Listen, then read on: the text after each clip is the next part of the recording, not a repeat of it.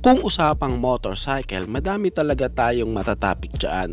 Andyan kung sino ang maporma, malakas, unique, matibay, matipid sa gas, at kung ano-ano pa. Pero kung usapang motorcycle, di talaga mawawala ang tanong na sino ang pinakamabilis? Well, sa tanong na yan guys, is isa lang nga lang naman talaga ang masasagot natin. Walang iba kundi si Kawasaki H2R. Well, hanggang sa ngayon nga, siya pa din ang humahawak sa record na pinakamabilis na motorcycle. Siya lang naman ang nakahit ng 400 km per hour na top speed. Pero paano kung sa kabilang banda is meron pa palang motor na mas malakas kay Kawasaki H2R? Malamang na magulat ka doon at malamang din na magtataka kung bakit hindi siya ang pinapakilala sa buong mundo na pinakamabilis na motorcycle. Yan ang ating pag-uusapan dito sa episode na to. Kaya guys ay samahan nyo ako na pag-usapan ang motorcycle na ito. Pero bago yan, baka pwede naman na pa-subscribe ang aking YouTube channel. I-click mo na din ang notification bell para ma-update kayo sa mga susunod na i-upload ko. Guys, pinasisigla ko nga din pala kayo na i-like and follow ang aking Facebook page.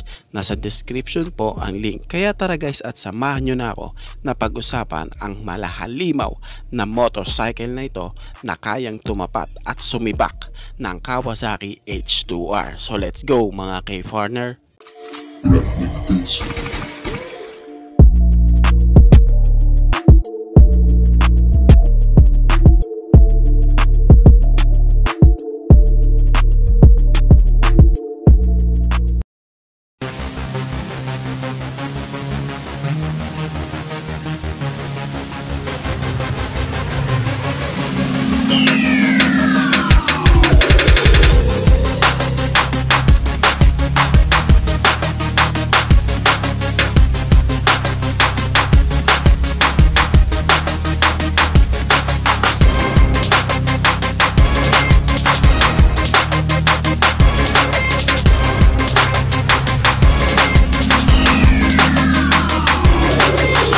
Guys, ang pag-uusapan nga natin na motor ay walang iba kundi si PGM V8.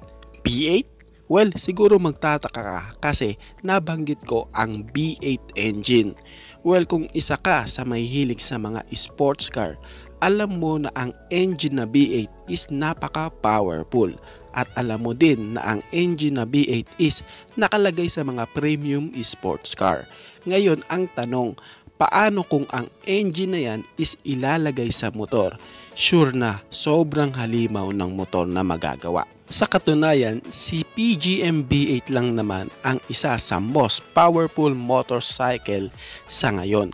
At si Kawasaki H2R guys is nakilala na pinakamabilis na motor sa buong mundo.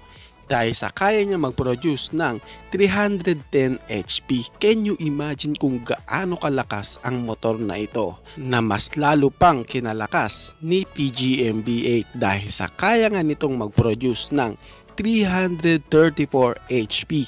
Sobrang lakas talaga.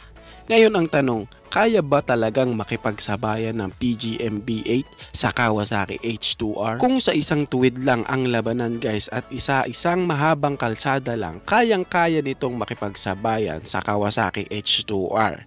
Pero kung sa loob na ng racetrack, mahihirapan na talaga ang PGM V8 dahil sa wala sa kanya ang pagka-aggressive design, aerodynamic at slim na bodyworks para mapadali ka sa pag-body position. Kaya sa loob ng racetrack, hindi talaga makakapalag si PGM V8. Pero kung drag race to or isang tuwid na karsada, siguradong maninibak to ng Kawasaki H2R. Ang PGM V8 is binuo ng isang Australian engineer na si Paul Moloney. At hindi basta-basta ang engineer na ito kasi sa motor pa lang na PGM V8, nakikita na kagad na di basta-basta ang nagagawa niya.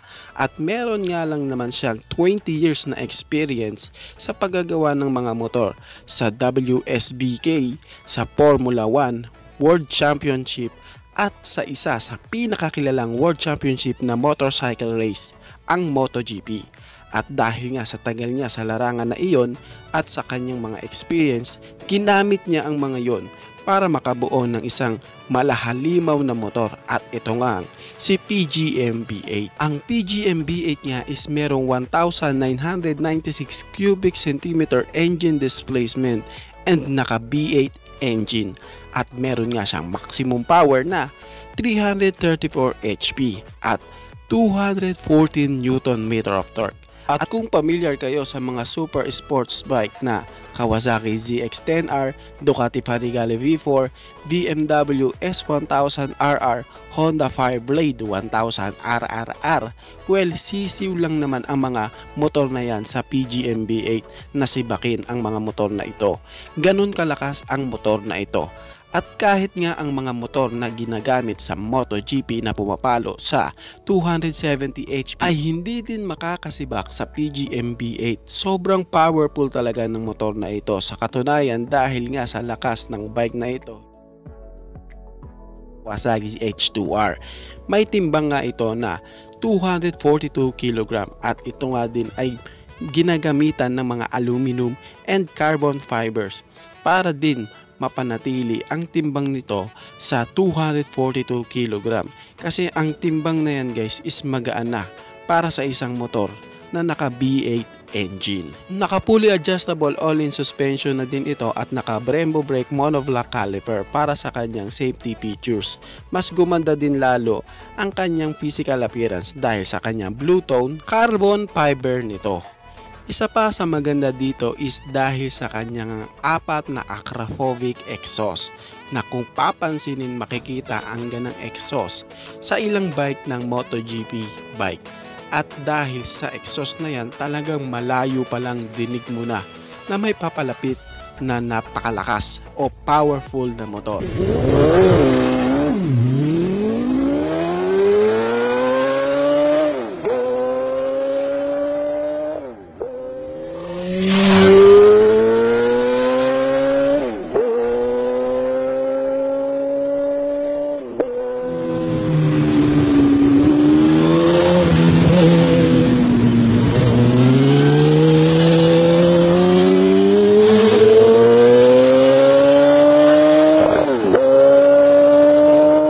Malamang sa mga napag-usapan natin is di mawawala dyan kung ano nga ba talaga ang top speed ng motor na ito. Pero sad to say guys, dahil wala pa nga pong record kung gaano nga ba kabilis ang top speed nito. At di katulad sa Kawasaki H2R na merong ang naglakas loob na abutin ang top speed nito.